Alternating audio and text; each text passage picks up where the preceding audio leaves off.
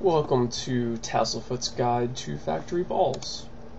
This is going to be a video tutorial with audio track explaining how to beat the game.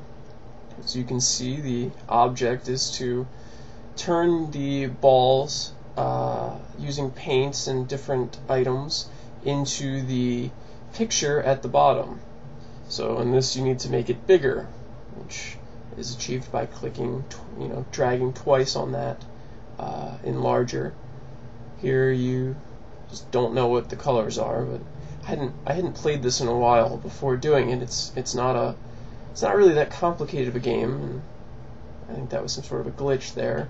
Shouldn't have gone yellow, but it's really not a complicated game. It's short, quick.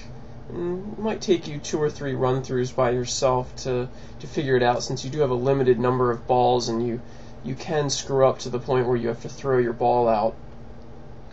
The only level that's actually challenging is the last one, but here you just need to watch the pictures and follow them and think logically about how you would apply the layers of paint to make it show up using the goggles or simple color conversion.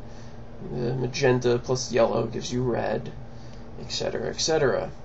Moving right along, we now get into the shiny ball, but the orange is not shiny, so gotta make sure we don't shiny the orange.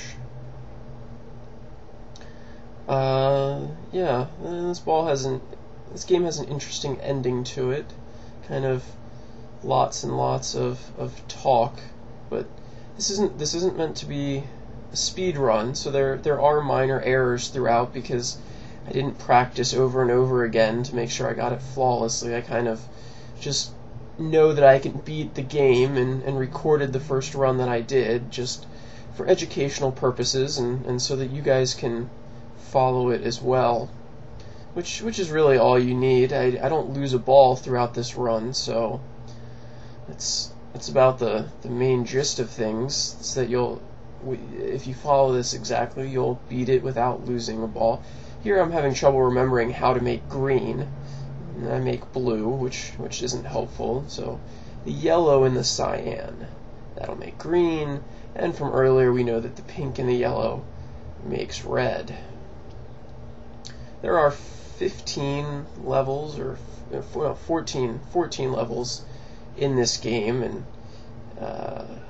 really the only one that's challenging, that doesn't have a strictly straightforward logical explanation, is the last level, which kind of makes sense once you get it, but at the same point you're like, oh, it seems like that's not necessarily the best way to do things, but that's why I'm doing this for you, so you don't have to worry about those things. You get them automatically.